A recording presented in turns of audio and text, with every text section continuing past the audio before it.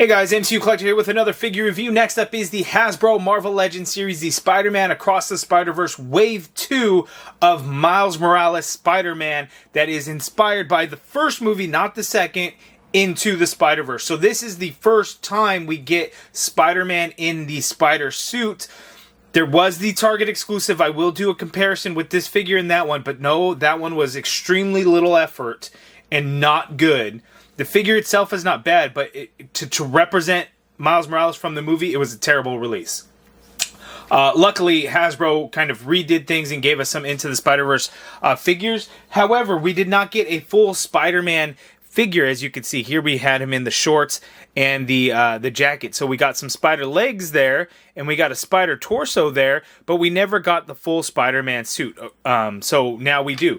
Mafex released one, Sentinel also released one, and then they released like a translucent blue one to kind of show his camouflage.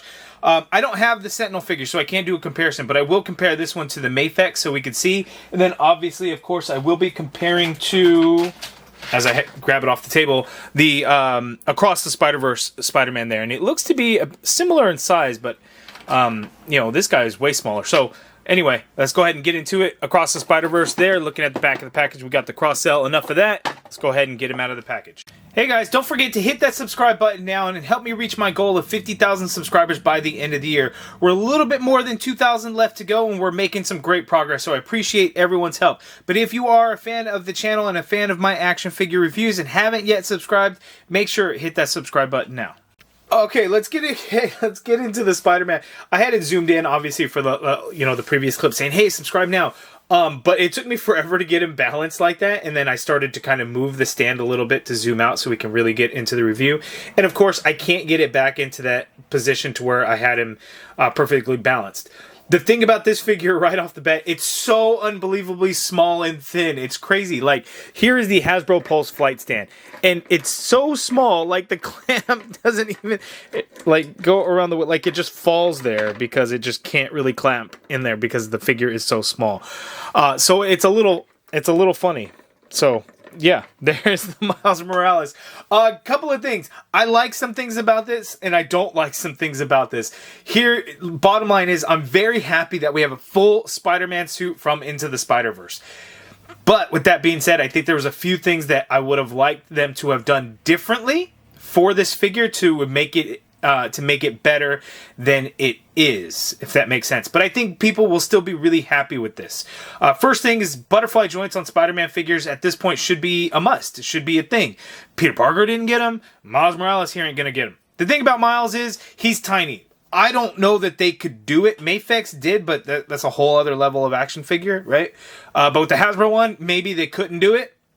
So that's a little unfortunate. We got a ball joint waist on this guy.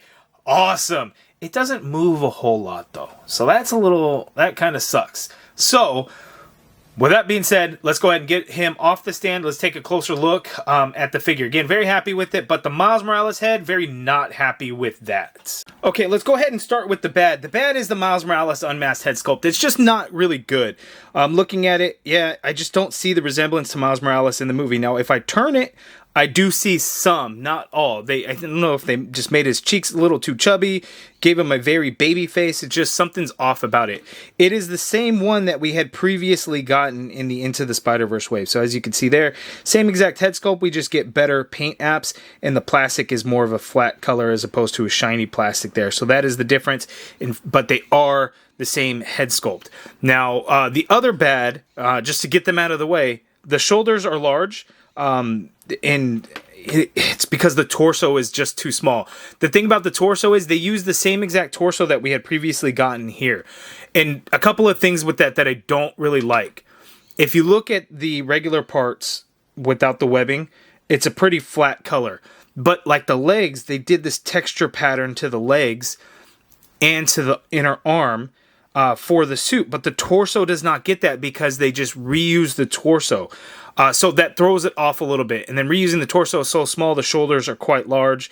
I don't know if there was really any way around that. Maybe they could have made the shoulders a little bit smaller, but it is what it is on the shoulders. But I'm just more concerned that, you know, no texture versus the texture everywhere else on the figure. So that sucks. The good, he looks great, doesn't he? I actually really like the way he looks overall. Like, if you zoom in, you're looking, oh, the texture's off, the shoulders look big, but it's Spider-Man from Into the Spider-Verse. Like, I'm very happy to have it. It is still very stylized, so very thin legs, very thin arms, very thin body and everything like that. But overall, it looks really good. Because remember, this is what we had before, and I will do a proper, side-by-side. This is what we got before in that half-assed, lazy Target 2-pack. Like, not good. The figure by itself, yeah, not bad, but in terms of representation from the movie, not good. So now we have this. So this, I like. It looks good. Looking at the back, we get the sprayed on Spider logo, right? Because he kind of spray painted over a Peter Parker suit, red and blue. So there, that looks good. But let's go ahead and pop this head off now, and let's put the masked head sculpt on there. And there we go. And that looks good. I like it. It is the same one that we had gotten before, which I have packed away somewhere. It is the same as before. Each head sculpt has the ball joint actually in the neck, as you could see there. Wait, did we get a masked head sculpt before? I'd have to go back. I don't know. I don't recall if we did or not. Maybe we didn't. Maybe the head sculpt is new. I'm not sure.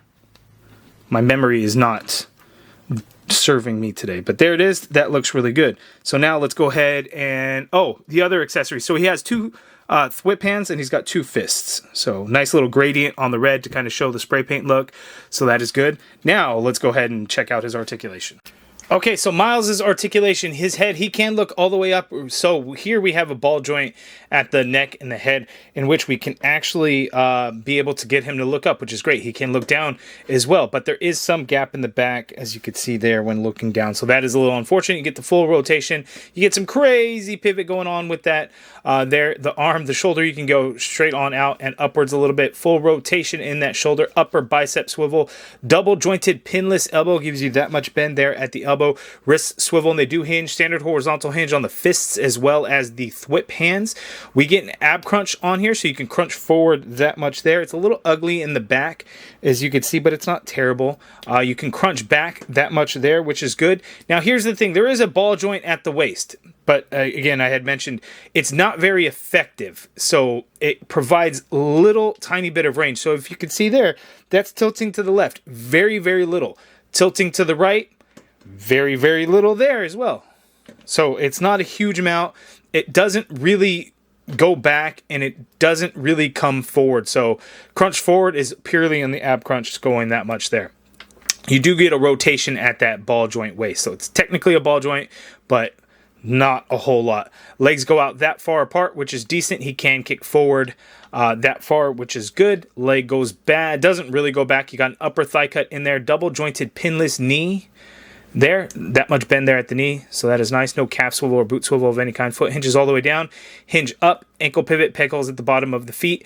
And then, like this hinge, I feel like I'm just bending the plastic and the hinge isn't necessarily rotating in there. So similar to like the Peter Parker, where I felt like some of the hinge, was it the Peter Parker figure? I can't remember which one it was now, but I feel like the hinge doesn't work as well. I feel like I'm just doing more bending of plastic instead of like using that hinge, and it's really only on the right foot, so it might just be something that's on mine. So just something to think about and consider. But there is the articulation for Miles Morales. Well, I think it was Spider-Man 2099's like ankle. It's the same thing. Like I feel like I'm doing more bending of plastic instead of that hinge actually rotating in there. So same thing, similar to Miguel with those ankles. Here we go. We have our 3 Marvel Legends figures that Hasbro has given us for Into the Spider-Verse. The Target exclusive, which shouldn't count because, again, comic figure just repainted to look like the movie. It served its purpose, but it wasn't great. The movie ended up being so good, everyone was like, we need Into the Spider-Verse figures. And we did get some. We got this. This was a very cool concept. He spent a lot of time in the movie like this, so hey, it makes sense there. The head sculpt was still a little lacking, but okay. But now we have the full Spider-Man suit, and I'm extremely happy that we finally have it. But as good as this Marvel Legends figure is it the best figure that we got for Into the Spider-Verse? And the answer is probably no. The Mafex one is good, but look how small he is. He is super tiny. Sentinel did technically two different versions. I don't have it. I don't know how that figure is. I've heard good things, but I don't have it, so I can't speak to it. But you can see the Mafex is just really, really, really, really, really, really small. The other thing is we got silver web lines on there because again, you used a Peter Parker suit which looked like it had like a glittery reflective look in the movie, but it was spray painted over. So would you really see the web lines? Close up shots in the movie, you can kind of make out the web lines. So we didn't get them painted on here. And I think I'm okay with it because we can see it in the sculpt. So that for me, my eyes notice the web lines are there. So that could be enough for me, but I can understand if some folks would want the web lines painted on there, but I would think it would need to be done in such a way that it doesn't overtake the look. Like in my opinion, the Mafex one, while it looks great, is it really accurate to the movie? And I think the web lines show a little too much. So if they could have used a much darker grayish color for that, sure. But that's debatable. You guys give me your thoughts on that down in the comments below. Now, one thing I do want to do, because this is going to be a little interesting. Mafex gave us a pretty darn good Miles Morales head sculpt. Does this head sculpt work on that Marvel Legends? The answer is yes and no. Because if you look, there's a ball peg in there. Maybe you can get this ball peg out and stick it on there or something. I don't know.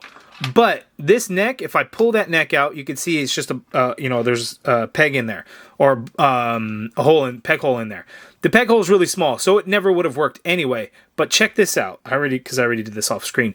That neck hole in there, you can just stick right onto the figure. And the head goes right on there. Now, you're not really going to be able to hinge it right at all, but you can have it on there and you can turn it a little bit. But look how good this looks. Like, that's great, right? I can't be the only one that thinks this looks fantastic. That is awesome. I wish Hasbro would have given us a head sculpt that looked that good. Instead, this is what we got. And it's just not, no. See, the cheeks are just too chubby. Again, side profile, I can kind of see it, but straight on, no. Mafex gave us a really good one, and it kind of works, kind of not, but I think it looks good. You guys let me know down in the comments below if you think that works well. I think it does. Okay, so for our Into the Spider-Verse characters, here we have Gwen Stacy and the Prowler. Now, if I add in Peter Parker, I don't know that there was a scene where Peter looked like this and Miles was in that suit. I don't think that works, although I guess what would make more sense would actually be this, because this, I think, would have been the case. No, even then, I don't think that would be the case, right? Yeah, I don't think that works. But size-wise, looking at Miles and Prowler, that's a pretty big size difference. And I don't know if anything, Miles might still be a little undersized. I don't remember him being that small compared to his uncle. Maybe I'm wrong in that. But if I look, more so at this, and I think that kind of works. Gwen, I think, was definitely taller than Miles a little bit. But one thing about this Gwen Stacy figure that we didn't really get, they didn't embrace the true animated style of the movie into action figure form. Now, if I get Gwen Stacy from Across the Spider-Verse, they did with this. So this, you could see body proportion wise, we're very thin and things like that. And that works as well. But this is the true Into the Spider-Verse version because the suits is technically different there. But you guys let me know size wise. Do you think that works? I think it does. Yeah, I think so. Okay, and here we go. There was some time that had passed between the two movies. So Miles Morales into the Spider-Man Into the Spider-Verse, Spider-Man Across the Spider-Verse. There was some time, so Miles did grow a bit. So you can see the size difference here. And I think this works out really well between the two. And for those that might be wondering, I don't know that this is going to work. Obviously, the neck peg situation is not going to be the same. You can kind of rest it on there, but that's not going to look good. The head's going to look too big for the body anyway. So no, that does not work. Okay, and then of course we have Peter Parker here with Spider-Man, as you know, at the final battle scene at the end of the movie. We can see the two suits together, so that is really cool. If we start looking at the rest of the wave, and I'm very happy with it because we get the full Spider-Man suit for both Miles and Peter. Like, that's awesome. We get the Miguel O'Hara unmasked head sculpt, which could have been better in terms of skin tone. We don't have that cape, which is cool, and then we get the dimensional travel watch, which is awesome. Miles G. Morales, which was great. Oh, and I guess I should, size-wise, you could see Miles G. Morales is a little bit bigger, I guess. Yeah, that makes sense because that's an older Miles Morales. But Miles G. Morales, I really like that figure. Paviter Prabhakar.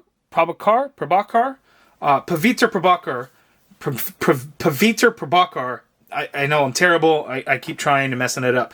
But anyway, here is the waves so far. The Spider-Man Across the Spider-Verse Wave 2, with, again, these two being specifically into the Spider-Verse.